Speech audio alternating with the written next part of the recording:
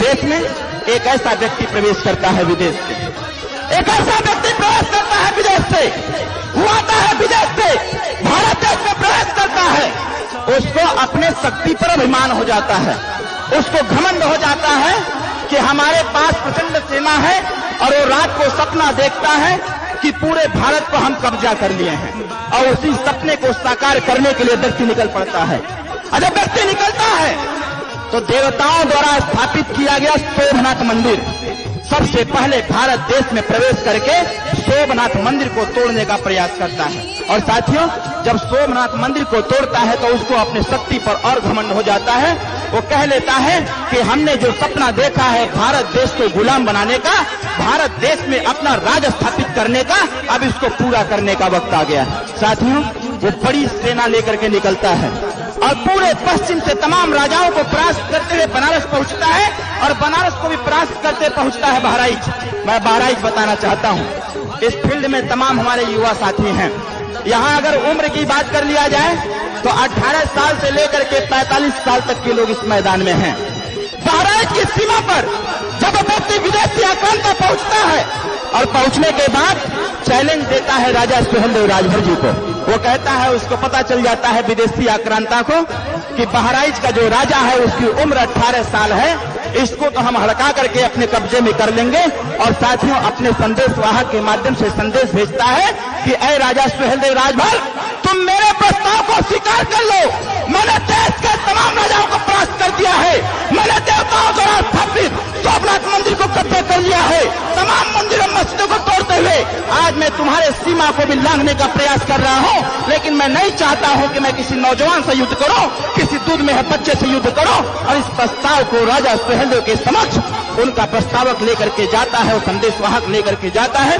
राजा सुहेलदेव राजभर जी को पता चल जाता है। राजा सुहेलदेव राजभर जब देखते हैं कि पूरे इधर पश्चिम के तमाम राजाओं को परास्त करके वो व्यक्ति हमारे यहाँ प्रवेश किया है, राजा सुहेलदेव राजभर जी ने अपने संदेश वाहक के माध्यम से देश के तमाम राजाओं को संदेश भेजते हैं। जो लोग छोटे छोटे राज्य के लोग हुआ करते थे उनको संदेश भिजवाते हैं कि हमारी भारत माता खतरे में है, हमारा देश का नौजवान खतरे में है, हमारा देश का भविष्य खतरे में है।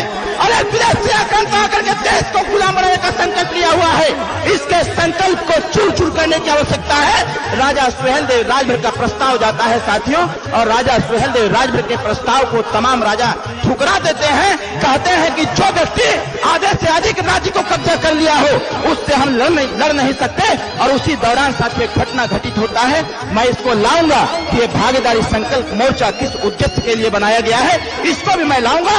उसी दौरान एक घटना घटित होता है साथियों, राजा सुहेलदेव राजभर अपने संदेश वाहक के माध्यम से पुनः संदेश भेजते हैं अपने उन राजाओं को जो नागवंशी क्षत्रिय राजभर कहे जाते थे, जो बिंद समाज के कहे जाते थे, जो पाल समाज के राजा थे, जो प्रजापति समाज के राजा थे। ऐसे लोगों को संदेश भेजते हैं और 22 राजा उनके साथ खड़े होते हैं। 22 राजा आते हैं उनके महल में, उनसे कहते हैं कि ये बहुत चुनौतीपूर्ण घटना है, इससे हमको लड़ना होगा। राजा सुहेलदेव राजभर जी ने कहा कि आपके जो छोटे छोटे सेना हैं उन लोगों को लेकर के आओ, मैं इस युद्ध का नेतृत्व मैं करूंगा। और ऐसे जो विदेशी आक्रांता है जिसको घमंड हो गया अपनी शक्ति पर, जिसको घमंड हो गया अपनी सेना पर, इसको औकात में लाना पड़ेगा। साथियों, राजा सुहेलदेव राजभर जी चले जाते हैं नानपारा के मैदान में, और नानपारा के मैदान से ललकारते हैं, अरे गद्दार, तुम मेरे भारत माँ के ऊपर तूने तलवार चलाने का प्रयास किया, तूने हमारी बहन बेटियों की इज्जत के साथ खेलने का प्रयास किया, तूने देश की संस्कृति सभ्यता पर उठाने करने का प्रयास किया। अब तुम्हारा वो अंजाम करूंगा कि आने वाली नस्लें भी याद रखेंगी, आने वाला इतिहास भी गवाही देगा कि जब तक वीरता के इतिहास में राजा सुहेलदेव राजभर का नाम दर्ज नहीं होगा तब तक इतिहास को पूर्ण इतिहास नहीं कहा जा सकता। साथियों, ये संकल्प लेकर के राजा सुहेलदेव राजभर चल देते हैं। राजा सुहेलदेव राजभर इस संकल्प को लेकर नानपारा के मैदान में उतरते हैं और गद्दार को ललकारते हैं कि आज तुम्हारे पास जितनी सेना हो, आज तुम्हारी सेना की भी औकात नाप के रख दूंगा। 12,500 सेना लेकर के राजा सुहेलदेव राजभर और 1.5 लाख गद्दारों को गाजर और मूली की तरह काट करके देश में इतिहास लिखने का कार्य किया कि जब तक इस धरती पर राजा सुहेलदेव राजभर के वंशज रहेंगे, जब तक इस धरती पर नागवंशी क्षत्रिय समाज के लोग रहेंगे, तब तक भारत देश को कोई गुलाम नहीं बना सकता है। साथियों, इतना बड़ा इतिहास आपका रहा, लेकिन साथियों मुझे शर्म आती है मुझे शर्म आती है इस बात पर और मुझे ताज्जुब होता है इस बात पर। ये गद्दार इतिहासकार जो आज के इतिहासकार बने हैं, कल के चाटुकार बेईमान थे।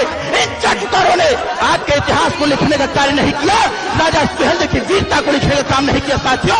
इसीलिए हमारी आपकी दुर्दशा का कारण कोई है तो देश के इतिहासकार रहे हैं साथियों। मैं आपको बताना चाहता हूँ 1077 में राजा सुहेलदेव राजभर जी की मृत्यु होती है। ये बेईमान कुछ गद्दार इतिहासकार लिख रहे हैं कि राजा सुहेलदेव राजभर परास्त हो गए थे। मैं आपको बताना चाहता हूं राम और रावण का युद्ध 7 दिन तक हुआ था। कितना दिन तक हुआ था? 7 दिन तक। कौरव और पांडवों का महाभारत का युद्ध 18.5 दिन तक हुआ था। और यहां उत्तर प्रदेश के नानपारा के मैदान में चक्रवर्ती सम्राट राष्ट्रवीर राजभर महाराजा सुहेलदेव राजभर के साथ विदेशी आक्रांता के साथ जो घनघोर महायुद्ध हुआ था वो 22.5 दिन तक हुआ था। 7 दिन का इतिहास, 18.5 दिन का इतिहास लिख दिया जाता है, लेकिन 22.5 दिन का इतिहास जो देश की रक्षा के लिए, हिंदुत्व को स्थापित करने के लिए और धर्म को स्थापित करने के लिए लड़ा गया, उसका साथ में इतिहासकारों ने कोई इतिहास नहीं लिखा। सबसे बड़ी कष्ट की बात यही है। मैं आपको बताना चाहता हूँ इस देश में शब्द भेदी बाढ़ कौन चलाता था? इस देश में मात्र 3 लोग थे। इस देश में मात्र 3 लोग थे जो शब्द भेदी बाढ़ चलाने का ज्ञान जानते थे। पहला नाम कोई था तो अयोध्या के राजा दशरथ थे, और दूसरा नाम था तो पृथ्वीराज चौहान का था, और तीसरा नाम इस सृष्टि पर रहा है तो उसका नाम चक्रवर्ती सम्राट राष्ट्रवीर राजभर महाराजा सुहेलदेव राजभर था। साथियों, ये गद्दारों ने इतिहास नहीं लिखा है आपका। एक चीज मैं और बताना चाहता हूं आपको, आज आपको जानना पड़ेगा, संकल्प लेना पड़ेगा ऐसे गद्दारों से जो आज भी विभीषण की भूमिका अदा कर रहे हैं। ऐसे गद्दारों से सचेत होना पड़ेगा जो आज भी भस्मासुर का काम करने का प्रयास कर रहे हैं। मैं आपको बताना चाहता हूं साथियों, जब राजा सुहेलदेव राजभर की मृत्यु होती है, आज हमारी आपकी दुर्दशा किसी विदेशी आक्रांता से नहीं हुई है, किसी विदेश के अत्याचार से नहीं हुआ है। आज हमारी आपकी जो दुर्दशा है, जो हमारा राजपाट छीन लिया गया, वो कोई विदेशी व्यक्ति नहीं था साथियों। तो यही के रहने वाले जो अपने आप को सबसे बड़ा धर्म का ठेकेदार समझते हैं, उन्हीं लोगों की वजह से साथियों आपका इतिहास भी खत्म हो गया, उन्हीं लोगों की वजह से आपका साम्राज्य भी खत्म हो गया। नहीं तो मैं इसको सिद्ध करना चाहता हूं। लेटना ना, लेटने के होता ना। मैं आपको बताना चाहता हूं और आपका लूंगा 10 मिनट में। मंच पर बैठा वो शख्स जिसके साथ शंकर भगवान भी हैं और ओम का उच्चारण करने वाला पूरा यूनिवर्स भी साथ में है साथियों, वो व्यक्ति यहां पर बैठा हुआ है। मैं लाऊंगा उस चीज को कि यहां पर बैठा हुआ व्यक्ति कौन है जिसको लोग बहुत हल्के में लेने का प्रयास करते हैं। मैं ओम प्रकाश राजभर के इतिहास को जोड़ने का प्रयास भी होना लाजमी है, और दिन हुआ है तो रात भी होना लाजमी है। उसी प्रकार से अगर हमारा इतिहास था, इतिहास लोगों ने खत्म किया, तो बनाना भी लाजमी करना पड़ेगा और इतिहास को दोबारा रिपीट करना पड़ेगा। साथियों, जब राजा सुहेलदेव राजभर की मृत्यु होती है, बड़े कुशल से सब कुछ चलता रहता है। युद्ध के ही दौरान राजा सुहेलदेव राजभर अपने 22 राजाओं के साथ और 165 नागवंशी राजभर राजा थे, उनके सैनिकों के साथ एक संकल्प लिया करते थे। संकल्प क्या लेते थे?